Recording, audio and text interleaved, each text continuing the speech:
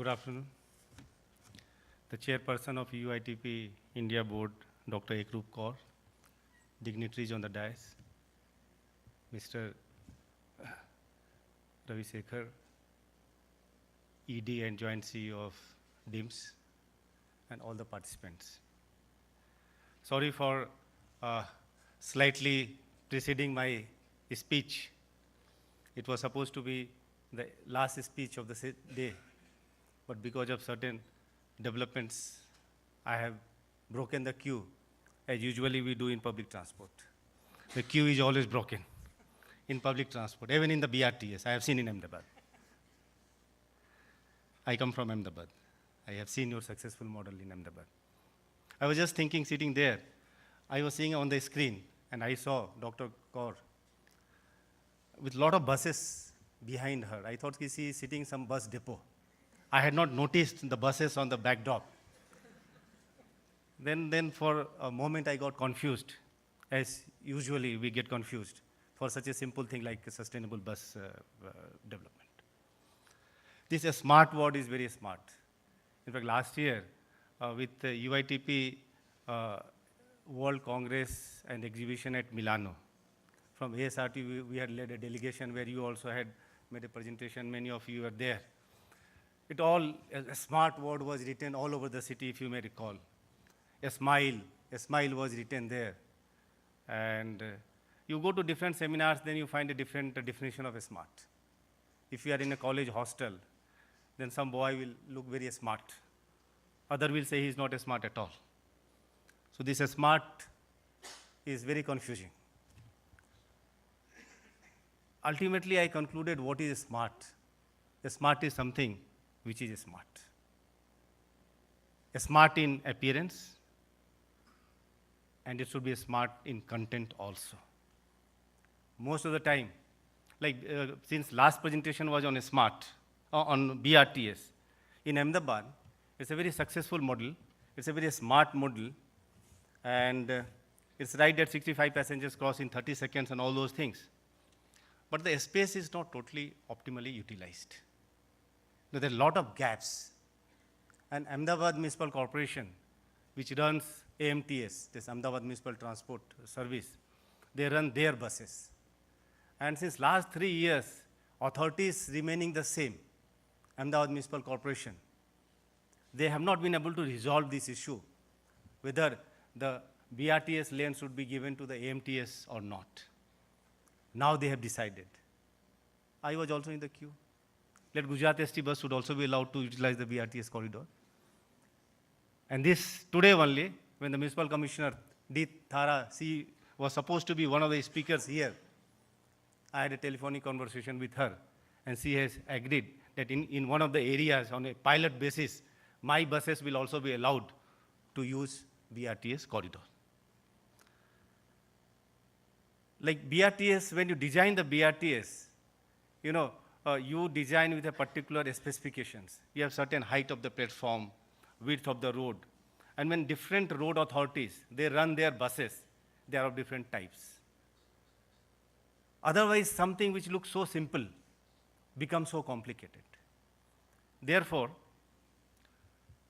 one has to be really a smart in planning, a smart in execution, a smart in innovations, and a smart in bringing the technology. I am a very, very optimistic person. Not in the other countries, you had two representations from Singapore, just now from Dubai. In India itself, like DIMS.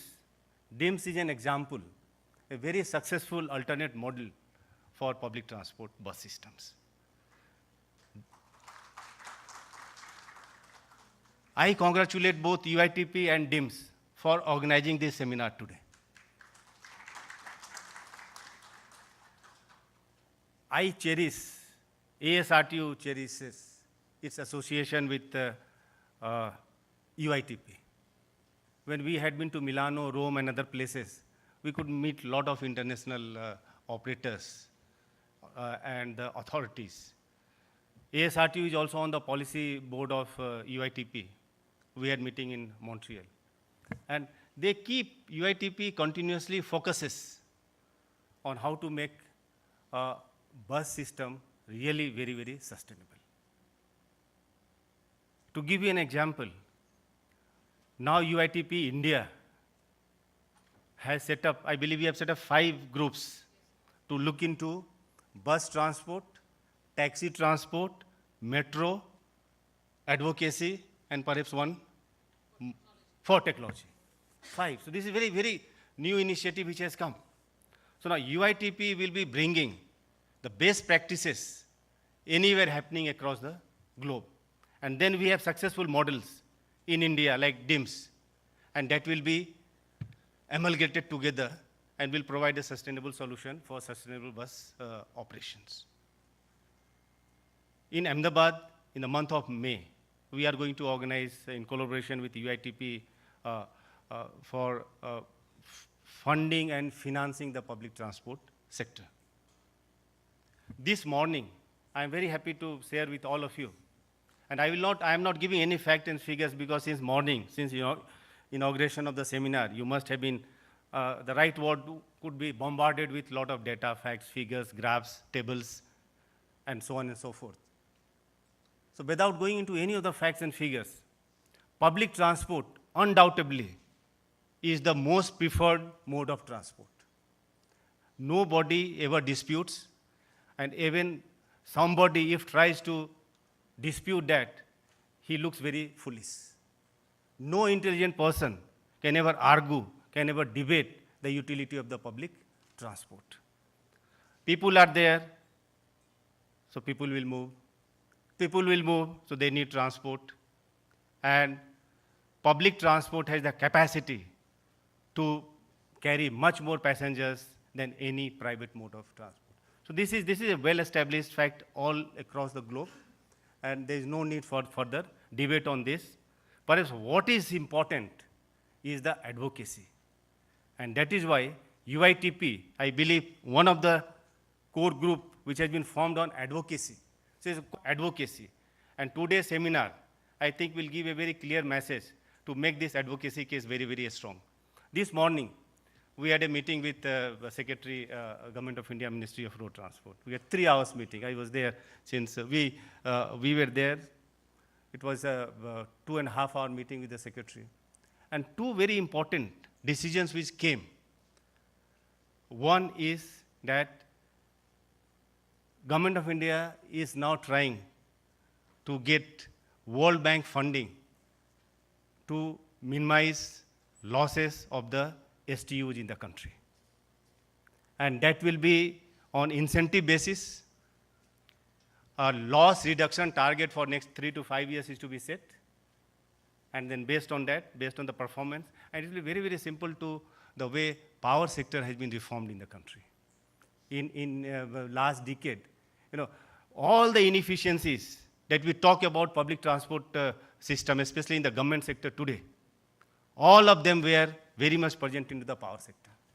Over manpower, inefficient operations, theft, and so on and so forth. The only difference was that in the power sector, there was no unauthorized operator because power could not be produced illegally. But public transport, there are illegal, unauthorized, illegitimate operators which are operating. That's the only difference. Otherwise, present day, public transport sector suffers from the same thing which power sector had, and India has seen how the power sector has been reformed. Secondly, Government of India has set up recently a group of ministers. It's headed by the transport minister from Rajasthan and the transport ministers from the other states. They are members of this group of ministers, GOM. You may recall, 10 years ago, similar GOM was formed for VAT. And it had a lot of deliberations, and finally, lot of development have taken place, and it is near to its final conclusion. So similarly, this group of ministers that will work upon, and they will come with action plan for the road sector as a whole, with more emphasis on the public transport. I think the moment we are able to identify all the stakeholders for any set of systems, ultimately, it's a very, very competitive world. It's a very fast changing world. Like there's so much competition on the road itself for the road space. And since we are talking about public transport, so we are only talking about the surface of the road. But even more intense competition is below the surface of the road. You know, you have duct heights to go for telephone lines, cable lines, gutter lines, water lines, and so many lines have to pass beneath the road. So it's a severe competition on the road, and we have to face public transport vis-a-vis other modes of transport. So we have to, so any system, it's a very, very typical of Darwin's theory. It's a survival.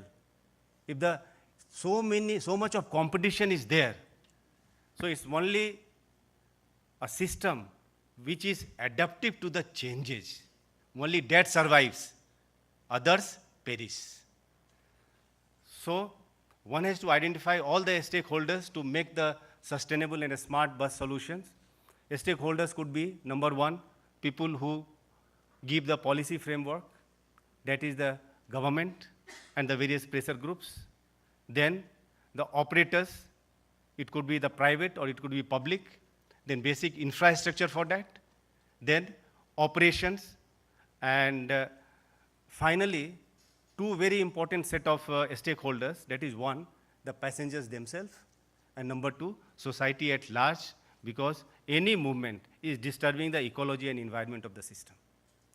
So once we are able to identify the stakeholders, we can identify their interest, how their interest, they cross each other, and then can we make a matrix out of that? And then how judiciously people who are for public transport, people who are for sustainable bus solutions, how best they can address those issues. These issues are many times, and perhaps most of the times, they are contradictory in nature. They have diverse interests. Like, you know, in a BRTS city, well, you know, you really feel very jealous of the BRTS lane, which is so free, if you are not using the BRTS. Therefore, different pressure groups, different stakeholders, they have to be identified. First is the government, and government, as I said, is already very much sensitized. For the first time in the union budget, there is one para. You may agree, you may disagree with the content of the para, but the fact remains, anyone who have heard the budget speech or who have read the budget speech, there is one exclusive para dedicated into the budget speech of the Union Finance Minister. And that has happened for the first time, formation of this group of ministers. So government is sensitized, that I believe. Nevertheless, our advocacy has to continue with the government. Coming to the operators, there is it's right that, you know, cities are growing very fast. There is a migration from rural area to urban areas, and thus, as a public transport planners, we focus on urban areas, but we also must see how best this migration from the rural to urban area can be reduced. Therefore, all these graphs projecting urban population for next 5 years, 10 years, 15 years, that has to be seen in that perspective also. There has to be positive intervention at various levels to check this migration from the rural to urban areas. And from public transport point of view, though UITP is more urban-centric, but the fact remains, we talk about sustainability of bus, smart bus solutions, then it is equally applicable to the rural and mobile services also. We like Rajasthan, I was talking with Rajasthan MD, Rajasthan government has come with a very innovative solutions. There are certain states like Gujarat where we provide 100% connectivity to all the villages, but say Rajasthan, you know, because of their capacity, they are not able to cater to the public transport needs of all the villages. So what they have come up with, they have come up with a concept of VG funding. People who are not very familiar with the VG funding, viability gap funding.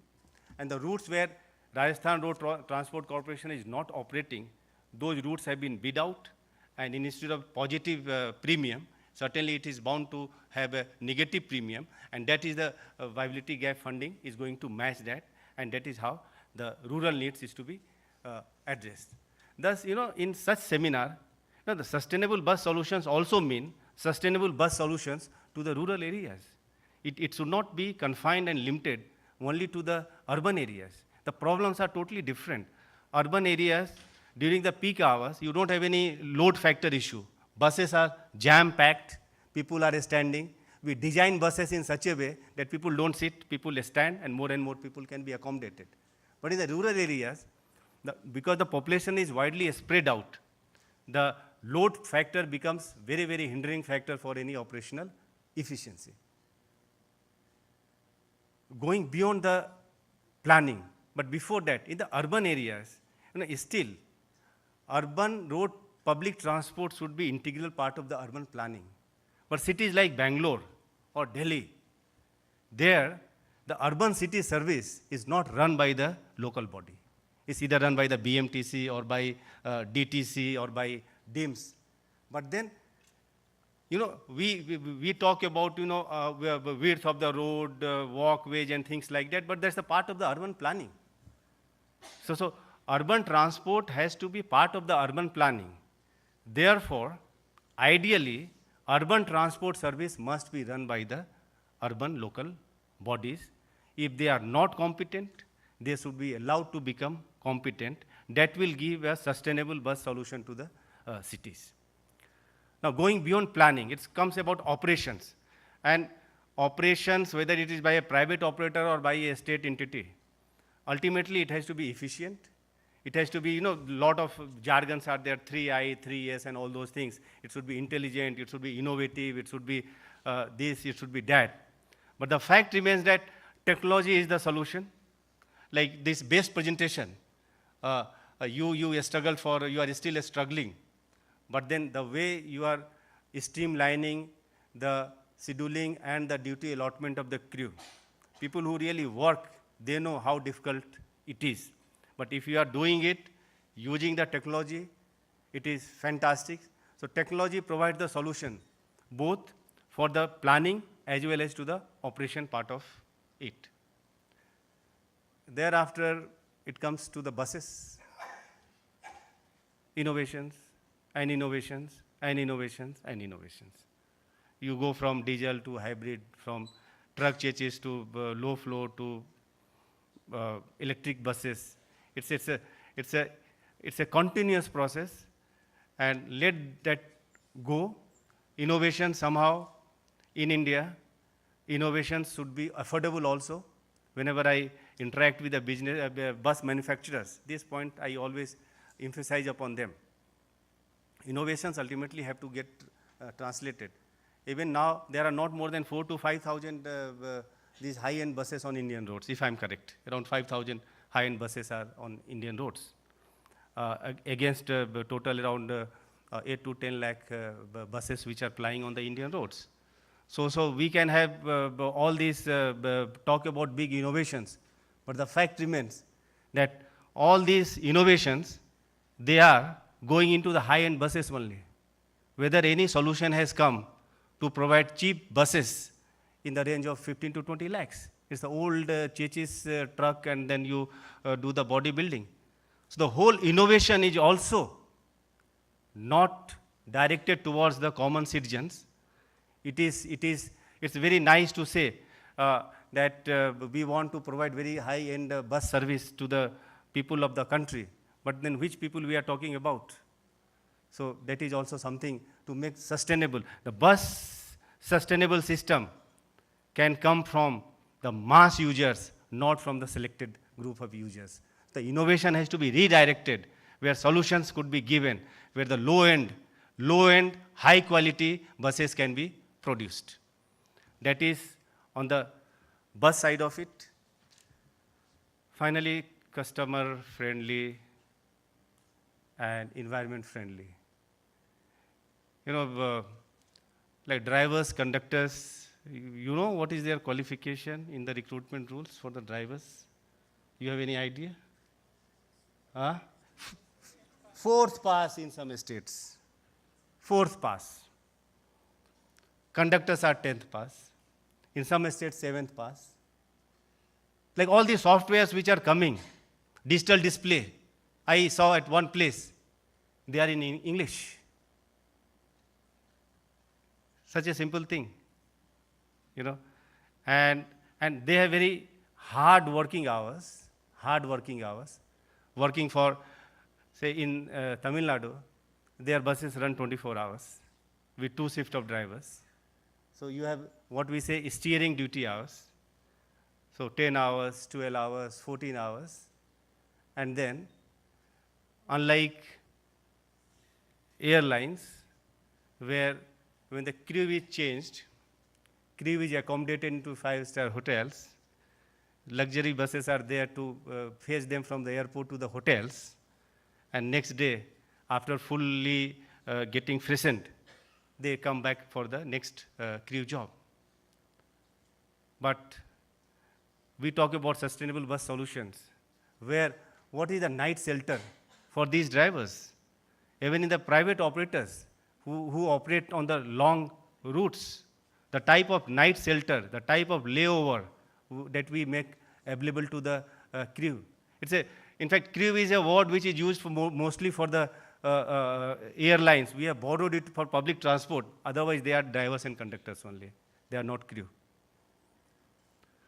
So until and unless these infrastructure issues for the drivers, their training, their mindset, until and unless these things are not addressed, and generally I find in most of the seminars on sustainability, this aspect gets lost. They have a lot of addictions, long steering duties, being away from the families, there is shortage of drivers. So you will be surprised to know that some of these drivers, they never get leave. They work, their accumulated leave runs into hundreds, because if they are given leave, then the trip will get cancelled. So some of these, and then we expect them to be very customer friendly.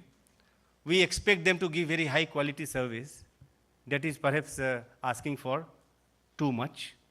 Thus, we should also need to address some of these mundane issues, if these issues seem very mundane, but they are very, very relevant. Ultimately, when a passenger gets into the bus, neither I am there nor you are there to interact with the passengers.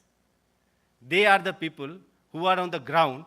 They are the people who give experience to the commuters.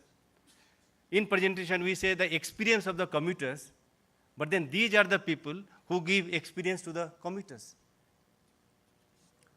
So just to summarize, number one, public transport is undoubtedly the most relevant requirement for the transport system of any country.